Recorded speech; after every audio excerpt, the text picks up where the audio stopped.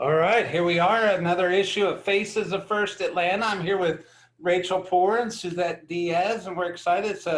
It's a different dynamic. I haven't done two before, so it's kind of like the new Masked Singer, where all of a sudden there's twins. So we'll go with that. But anyway, I'd like to just kick this off, and Suzette, if you don't mind, I'm going to start with Rachel, and we'll get to you. So, Rachel, what's your story? I want to understand who you are and a lot about you before real estate. Tell me who you are before you even got into real estate.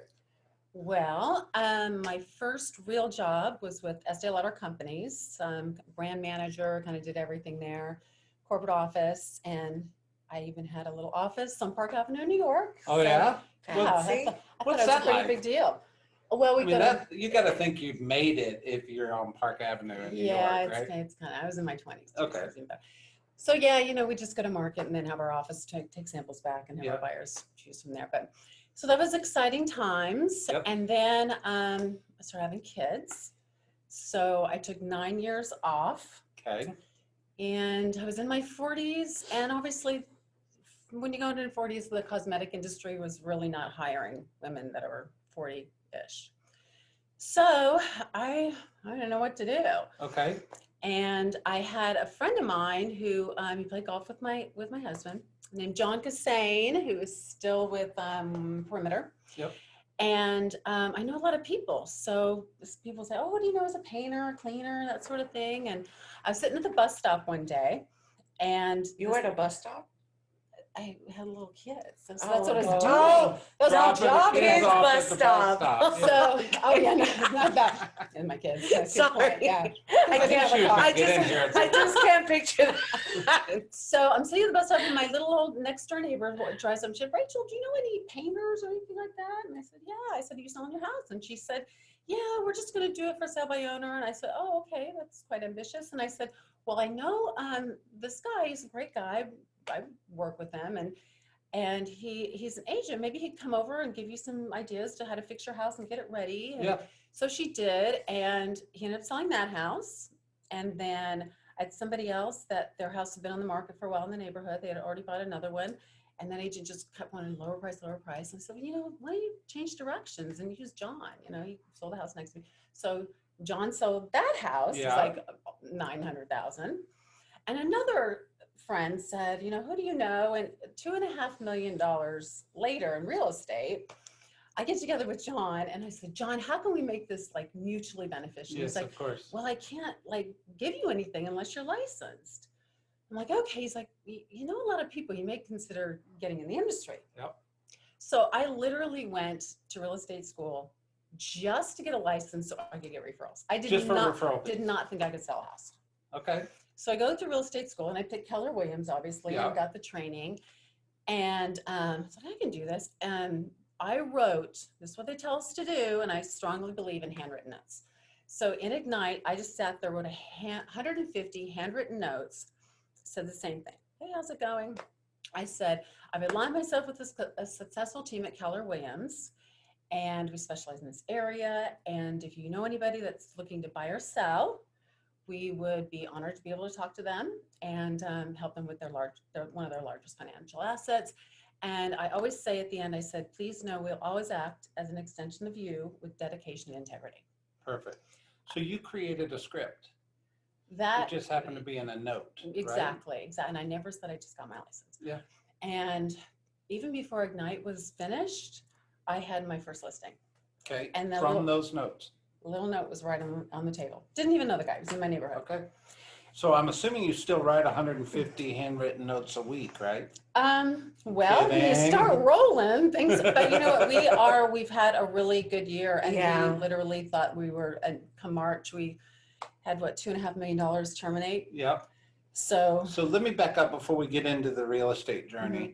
So you ended up in this cosmetic industry, Oh, right? yeah. So And was that your dream growing up to get into cosmetics, or it was something? I mean, I can only imagine what takes women or men into cosmetics, right? So yeah, in college I worked behind the counter for Estee Lauder, and then Okay. I got a degree in economics and business. yep. And I think it was KPMG at the time. Yeah. gave me an offer, but it was, I think Miami would be the home base and travel Yeah. a lot, and that wasn't a good fit. So I ended up getting a promotion in the corporate office with Estee Lauder. Okay. And that's how that started. So, and then we moved here, and I lost my mom and my dad, and I worked at this funeral home, H&M Patterson here in Atlanta. Yeah. And This is a good story. not a lot of Such a good people know story. this, and yeah, I'm going to get a lot of questions from people about this. All right. So I kept going in there. There were great people, and they said, you're really compassionate, and you'd be great in this industry. So gosh, it was a long time. It must have been 5-7 years. I sold cemetery property at Arlington Memorial Park. And now I joke that I sold the most expensive real estate in all of Atlanta. Okay. I sold, I think, one piece of property. Most of the sites that I sold, little tiny graves, were $7,000-$8,000, and there was one for $1 million. We're just going to put a big monument on there and bury 2 people. So how much land are we talking? About as big as your office. Yeah. Not twice as big as your office. It just happened to be on top of the hill. Yeah. It was the prime spot. It I was guess. over. And here's another thing. Same thing in like we do to sell beautiful homes. I would get on the golf cart and I would stand on top of the hill, look over the lake, and say, when you visit here, this is what you're going to hear: the sound of the stream overlooking the lake, and you want it's private, and you just stop and have them enjoy and take it in, just like that perfect house. And they walk through the door and you explain all the features and what their lifestyle is going to be like there. It was the same thing. And then you just stop and they just shake their head.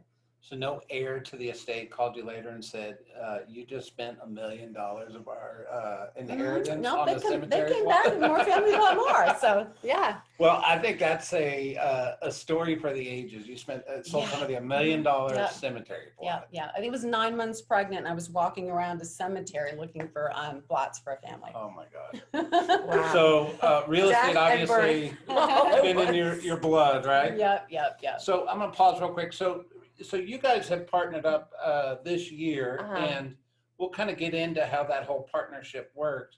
But just tell me real quick, kind of your background. What was your story before real estate? Oh, my story before real estate. Well, I'm from Miami originally. Yeah. And I studied marketing. Okay. So I worked with advertising agencies, and then I worked in-house as a marketing executive with builders in Florida. So kind of real estate is my thing, I worked with Lennar Homes as an advertising agency, and then I worked with GL Homes. And so I learned a lot internally how it works, from buying the dirt to building it to selling it to everything. And I loved it. It's just so cool. It got in your blood too, huh? Yeah, I just love the whole dirt of it. It's how to sell it, how to get people to get really excited about homes. And I love marketing. And then I got my license in Florida in 2012. I moved here in 2014, got my reciprocal license here. Started off in Keller Williams Buckhead. Then I switched around agencies, and then brokerages, and I came here to First Atlanta. And I love this place. When did you get here? I moved to First Atlanta in 2016. Okay, so you've been here 4 years. Yeah, off and on. I left, and then I came back, and then we started together in February. Yeah. And funny story, because I met her at Starbucks, right? Yeah. And I was like, she's like, I'm really excited. I want you to come and work with me. And I was like, I don't know. I don't know if I can have a boss. I don't know if I can do this. I don't know, Yeah. She canceled on me. I canceled on her. Nice. I kind of ghosted her, to be quite honest. Obviously, like the second something time. happened because you're still here. To be quite honest, I kind of ghosted her. Yeah. And then she gets in touch with our friend Laura, a mutual friend that put us together. Thank you, Laura. Thank you, Laura, by the way. You've changed our lives. Uh-huh. So she says, I don't understand what Suzette. What happened? She doesn't call you back. Like, what happened here? So I'm like, Laura, I don't know. I don't know if I'm ready to be totally behind the scenes, because, I had a small Hispanic team, and I had my own business and doing my own things. And quite honestly, I love real estate, but I think I got to a point that I felt like marketing was my strong suit. Yep. it's my passion, you know, it's really what I'd love to do. Perfect. And so then I reached out to Rachel again and I said, okay, let's meet again. No, first you said, I don't think I want to sell real estate. And I said, I don't want you to sell real estate either. Oh yeah, and I said to her, and I don't think I want to do like the whole open house things on the weekend. I don't want that life anymore. You know, I want something, I want to make you grow. I want to help you, you know, see things in a different way. I want us to like venture out together, build like, you know, an empire or a little empire. And, but I don't know if I want to do the whole weekend thing. She says, you don't have to work weekends. I'm like, okay. Yeah. So we started. We got together, started, and In February 2020. February of this year. All right, so let me push pause on that story real quick. So you guys got together in February 2020, right? Yeah, yeah. And the dynamics of how y'all work together is you're the face of the business, if you will, and the front end and the marketing image, and you'll market it in your name, correct? And then you're the back end of all the marketing, the process, and the contracts, and, Correct, and all that stuff, right? Yeah. So you're the rainmaker, and I would call you the empire builder. well, I and call she's her the empire the protector. engine to the train. Got it. That's- Got it.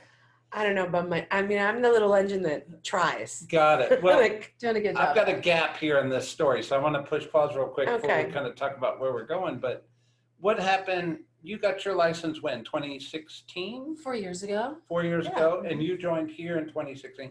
So catch me up, what happened in those 4 years before y'all got together? Oh, from when I started to now? like what we're each individually doing. I understand, yeah. Oh, well, I was doing my business Yeah. and trying to, you know, sell and keep my clients and like everybody else and, you know, getting my listings and all that. And in between that, somehow I went from passionate to somewhat lusting a little bit to lackluster. Okay. And I just felt like it wasn't my thing anymore, you Got know? And then in comes Rachel. And it's kind of a pretty marriage because she is very good with the clients. Not that I'm not, but Yeah. I feel like she's more patient, maybe. Well, with clients I am. Yes, of course. But so you had 4 years on your own, right? Yeah. Tell me about that. Well, first year was a great year. Obviously a learning curve. Yeah. You know, the mistakes are made and you learn from those, which are good. But it got to a point, I joined Kay Evans Live Luxury Yeah. Group. And there's a lot more responsibility when you have $1 million home. Yep. And I'm not really good at the details and contracts and all of that. And you need high level detail. So things contract to close. And, you know, when you try the different things and it just gets chaotic, I really needed help. I needed someone that was going to keep it all together and keep me sane so that I could actually do what I needed to do and, you know, represent the clients well. So that is where I kind of got to the point where my responsibilities became a lot. Yep. And that's when I needed the support because I was drowning basically. Yeah. So, and I couldn't keep it going. You know, you come to fourth quarter and you've got everything sold and then it's like, oh my gosh, what does first quarter look like? Mhm. So, you know, to keep that and you get burned out. Yeah. There's always 1 month of the year that you just go, I can't do this anymore. Yeah. So with having Suzette, not only do we laugh and just, you know, get through the pain together, Yeah, we do. but I have the ability she can take care of the back end and I can keep the engine going. Yep. And I think it's very wise and smart of you both because in your individual journeys, you both got to a place where you understood your strengths, right? Mm. Correct. And that's where great teams really come together, right? A lot of people end up with, I want to call it like a superhero complex, that they can do it all and they refuse to admit that they can't do it all well, right? Mm-hmm. And yet you were very introspective around your strengths and weaknesses, and you were very introspective around your strengths and weaknesses. And that's how this, I'll call it the dynamic duo, is coming together, right? Right. In February. Yeah. So where y'all going? Well, I've kind of identified it. The Live Luxury group is amazing because we get so much training. We are so keen on our numbers and developing our relationships with agents, each other, clients, and marketing and customer service. Yeah. I mean, we talked with Hortz yesterday. He's actually, a part, Ritz-Carlton's kind of a part of our model for our customer service. Yeah. And because we love the Ritz-Carlton, so we kind of relate to that. They're a standard, right? They're a standard. They're a standard for exceptional customer service. It's like they make you feel so special, like you are their number one. Yep. And that's kind of like how we like to do our business too. Yeah. So that's kind of evolved into my my market is really the luxury market. Yeah. So I think the key success has been from just, I think we're getting to what Gary Keller's now taught. We need to talk about protecting their largest financial asset, because really that's what it is. And when I talk to clients, I don't talk about listing their home. I talk about my fiduciary relationship with one of their largest financial assets. And that's your money is my money. If I ask you to stage or paint or whatever, every dollar you spend, I feel like is my dollar. So that's a high level of consulting, right? Yes. How do you think paint me just a quick picture of how that's a whole nother level of service compared to what a normal agent or an expectation of a normal agent might do? How do you position that with a seller? Well, I think with anybody, when you talk about being a business partner, and you really sincerely say, not only do I care about you and your financial asset, but your lifestyle, and I want all that for you. Mm-hmm. That's my job. That's what my professional fee is for. So I think that gives them a better feeling of, this person's vested. This person not only cares about, it's not about putting a sign out and following up. It's really about me caring for them and their family and their goals. So it's different than a transactional feel. Mm-hmm. It's more of a consultative relationship feel. And it should be. And I think that's what Gary's talking about now, is that we have to be more in touch with the fact that this is a big thing for people. Yep. And how we are an extension of being a financial advisor in that role. So with that, there can be a lot of pushback with people spending that money on painting, and it's an investment, but it is an investment. It's building equity. That's another thing I say a lot is, I'm here to build equity. Yeah. And I used to do a lot of expireds. Houses on the market for a year, and I'd get a call and I would say, here's what I'm going to recommend. I'm going to recommend you paint the entire house, that you go ahead and just move out and start all over. And it's a big, when I'm asking them for $10,000 or, but I'll say, if this is something you're not willing to do, I'm not the right person. Right. But that didn't work. And I feel so good about my consultation, my recommendations. Yep. I usually do say, here's my track record. If you do this, I'm committing to you that your house will be under contract in 90 days. Yeah.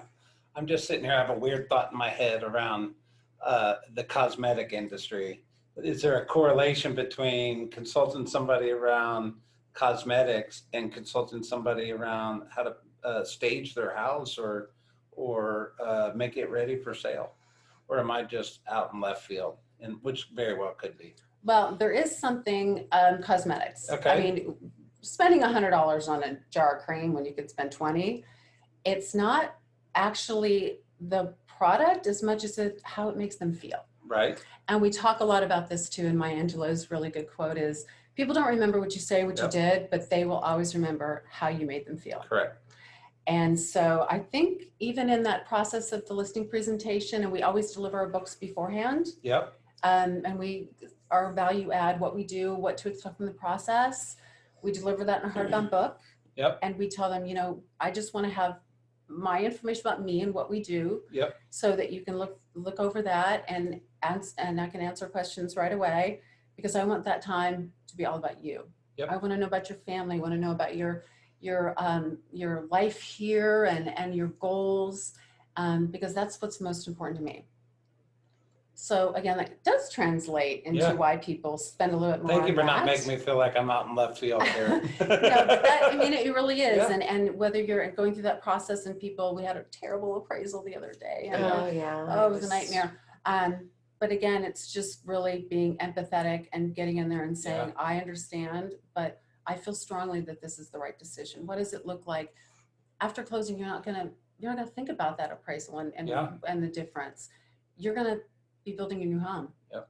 And that's always the way it is. So it ended up working out. But it's making people feel important, cared about, and that you're really in touch with their goals and their needs. Yeah. It's So not I just think transactional. Mhm. that's what And I'm it's not about money. It is about money, but it is, but it kind of isn't. You know, it's about Yeah. their life, and you know, and the emotions that they've vested into this home, and the home that they've built for their family, and we're just as vested, and we feel just as emotional about it as you do, Yeah. because it is emotional, you know. Yeah. I mean, they bought this house, they bought it for their families, and they grew a family there, and now they're moving on. Maybe they're buying their house in the lake, and so they want to sell this house, and you know, so it's a lot. And when we go in, and Rachel's really good at getting people to do things that maybe they're a little reluctant to do. For example, that they have to paint their house, or because people think that their house, and most of the time their house is beautiful, but what may be beautiful to you may not be beautiful to everyone, you know, And we look at it from the eyes of a buyer. of a Yeah. buyer. What these buyers today are buying, and we show them. Another thing that everyone's visual. I can't sit there and tell somebody, oh, you need to paint your kitchen white, or you need to change your carpet, or I actually go in and show them, these are the homes that have sold at this price range. Yeah. Do you notice any consistency? And then they get a sense of, oh, okay, I get it. And you're building that trust. Yep. So showing them what buyers are buying, not just what's selling. We don't really say selling, what buyers are choosing, what they're calling their home. What do they look like? I want your house to look like that or better. Be the winner of the beauty contest. Yeah. Well, I'm just sitting here thinking, you're specialized in the luxury market, and your value is different than a lot of people, or you present it differently, because obviously people go in and there are agents that view the real estate industry as transactional, right? And this is another unit. Here's my system. This is how I sell houses, and they're not right or wrong. It's just that's their way of doing business, right? And then there's certainly a skill set attached to pricing a house well, staging a house well, and we all have to grow in those skill sets to be great at our job, right? Yes. Yet there's another layer that what I'm hearing you guys say that you bring to the table, which is that consultative, your life in this house. Let's talk to you about your life and your life goals, and it's much more of a, I think we said earlier, the consultative relationship sale versus a transactional sale. Right. And another thing that we talk about and are trained in the Live Luxury group is obviously staging is important, having that house that is the winner of the beauty contest, giving them really solid current data information, and showing them, but then also pre-marketing. Big value add is pre-marketing the home. That's why I can kind of make that commitment that 90 days. That's that's a big commitment. But we do it. I mean, pretty consistently. I think there's only been one or two that we haven't. And Bray Sandbaum is our leader, and he's out of Palm Springs. So you probably see it. But his thing is pre-marketing the home too. He's got a huge team. But obviously having that house look beautiful is the first most important thing. And then we have a database of agents who have sold in our area at certain price points. So the first thing that we do when we have the pictures done, or we give them the opportunity, just emailing them and letting them know something's coming up, because they're going to start thinking about those buyers. And we all love new homes that are coming on the market seen first. So we get in touch with them first and let them know. And, utilizing our coming database. soons. We did coming soon. Coming soons are fantastic. huge, people. This is like the golden, like the holy grail. Yep. And so, you know, got to have the professional pictures. Do not put up iPhone pictures. That's your first showing is online. But we just put it up. We just start calling agents, you know, come see it, come show it. And the coming soon, it goes out just to agents. You don't put it on, you can have a place where you don't put it on to the public. Yeah, and I don't know if a lot of agents know this. When you do the coming soon on FMLS and Georgia MLS, you have to click where it's not shown live, meaning not fed to Zillow and Realtor.com and all that, but it's a toggle that you need to put into FMLS. Yeah. And I forget what it is. I think it's not shown live or something like that. But it's really important because you only want to, it's part of the whole marketing strategy. Got it. You only want to hit the realtors because, you know, the realtors feel like exclusive. Oh, I'm seeing this house. Right. Everybody wants a house that's not on the market just yet. And so you need to put that there so it's not filtered out to the feeds. Got it. And we'll even, we will even text that listing to them, not just email, but the ones that are, the agents I know that from past have been looking in that area for a house like this, we'll text them the listing coming soon. It's, you know, you can come look at it now. It's going to go live next Wednesday. And the last one, we just closed on it last week. We had 4 offers. We had 4 offers and we got full ask and we closed, you know, just nice. No contingencies. It's part of the strategy, right? Yeah, and that's it's the buzz. Yep. It's the buzz, but it's also good for feedback. Okay. If you don't have it priced right, you're not out there with the wrong pricing. Yeah. Exactly. So we do it for just enthusiasm and getting feedback. Make sure we make those tweaks before it goes live. I love it. Yeah. So changing the subject for just a second, what would your best day in real estate be, and what was your worst day in real estate? Yeah, there was a 48-hour worst day of real estate. Okay, let's hear it. Let's hear it. That was one of the bad appraisals. We had a meltdown. We had a meltdown. Together, obviously. Both of us, yes. Yeah, so these are people that I've known, and a beautiful house, they built it. We started a little higher than we should because they had a pre-appraisal on it, also pre-COVID. And it was over $1 million. Great, okay. And we looked at the market that time. There wasn't a lot on the market, so we kind of took advantage of that. And, you know, first couple weeks, nothing. We need to do this. And again, you have to take that laptop out and say, these are the ones that are pending. These are the ones, this is a home that a buyer has selected, has chosen to spend $1 million on. And there's a consistency. The kitchens look the same. They all have pools. Something about that home was consistent about the ones that were pending or sold. So that's a process. You just keep going to talk about that price point. And once we got to that sweet spot, I think we're at a little under $1 million. We got 2 offers. Yeah. And we were at, I think we ended up at $950, no contingencies, and it was pretty much cash. And the appraisal came in at $980 or $890. I'm sorry, $890. Oops. Under contract at $950. Okay. Appraisal, we couldn't budge on. I tried every way to Sunday with that the appraisal. So that was the worst message and information I have ever had to communicate to a seller, and they did not take it well. Yeah. They can you give some? And I said, well, I've already paid for this, and you know, my lender, Mark Wednick, at SunTrust, he worked with that buyer and just said, you know, do you believe in the house? It's a good value. We're all in this situation. They love the house. They came to the table with $40,000 in cash. Mm-hmm. Wow. And that's where I just had to, you know, really, and I think Alita also stepped in and told him, said, you know, your lender's on, no one's not on your side. No, no one's not on your side. This is the way it is. We have done everything we can to fight for you and this asset. And here's where we're at. Mm-hmm. And so in the end, it was a really tough spot. I did not think it was going to happen. No.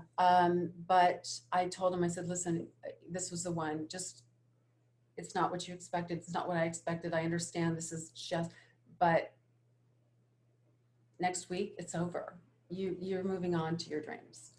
So we So ended that up goes back closing. to that consultative. And the right? She's trust. really good at managing Yeah. clients. Oh, that was tough though. She's really good at it. Yeah. So that was really tough. I think having to deliver news like that, Yep. when you're basically taking that money from them, a big chunk of change, you're taking and you can't do anything about it. Right. And it's that phone call that you just sit there going, I know I need to make it, but I don't want to make it. Exactly. Right? Exactly. Well, great job. What about the best day? Gosh, we've Probably had the some $1 million pretty good cemetery ones. plot, huh? We had some. We know what that day. Oh wait, you were on a family trip, and then remember? Oh my gosh. Okay, so yeah, here's another thing that Suzette's saving is my family life. Yeah. I went on vacation, and when you go on vacation, the phone starts ringing, which is Of great. So course. everyone It takes always a little does. Everything vacation. sells and the phone Just rings. a long Yes, weekend. exactly. Yes. So I'm on vacation with my family at the beach, and I had an agent that looked at one of my listings and said, "It's not right. Do you have anything else?" Right down the street, my stagers were pulling out of the driveway, and I said, "The house just got staged. Just go down and look at it." So that just happened to be in the neighborhood, which is not. I don't even know why you were opening a door for something. Because I was finishing with the staging of the house that we were That's right, about to okay. list. So she's in the neighborhood, and this agent is commercial and didn't have a super key. Of course. So she said, went over there, looked at it, and she's in the window looking, and it's gorgeous, right? And this was a house that's gonna be really hard to sell because it had no backyard. I had to get the driveway half graded because I wouldn't even drive my car up there. Yeah, I mean, it was I very literally steep. thought this house was gonna be on the market forever. And I'd already got them another home. They're lovely people. And she said, "We will write an offer contingent we can get in the house." I said, "Suzette, can you?" She's like, Suzette went over Yeah. and opened the door, and we had full price offer. House wasn't even on the market Oh. yet. That was pretty awesome. That was pretty awesome. Yeah, I love it. and when we priced the home, he said, "You know, I have the wiggle room thing," and I said, "I think your house is going to sell for this," which was less than what we got. And I said, let's just price it to sell. If that's what you want, let's price it there, and that's what he did. Full ask. It was Look awesome. at that. Yeah, Look at it was that. awesome. If you guys were going to write a book or give a TED Talk, Uh-huh. what would the subject of your book or TED Talk be? Yours would be different than mine. I'm Yeah. sure. It- Yeah, Two different mine would ones. be different. What would yours be? Mine would be just trust the journey. Trust the journey. And that means, what's the second line? You'll get through it. You'll get through it. Okay? Trust the journey. That's easier for her to say. I understand. I think mine is just going to be the relationship with people and just making people feel cared about and special, and surprise and delight them. Yeah. You know, it's a tough process. Real estate is tough, but you know, you're there to make it easy and be that light when it doesn't seem that way, and paint the vision for them. I love it. So yeah, I just feel Some like people have trouble seeing their own vision. no, yeah, Yeah. mhm, yeah, You have to help them see it, right? right, Yeah, and That's believe fun. it. and believe it. Mhm, Yeah. mhm. And just, help them go through the whole step of, the emotional process of the whole thing, Got it. Yeah. Well, you guys, I'm so excited y'all took time out of your day to come visit with us and share your story. And I look forward to big things. Thank y'all so much. Oh yeah, Yeah. definitely. Yeah. All right. Thank you guys Thank for you. watching. Bye, everyone.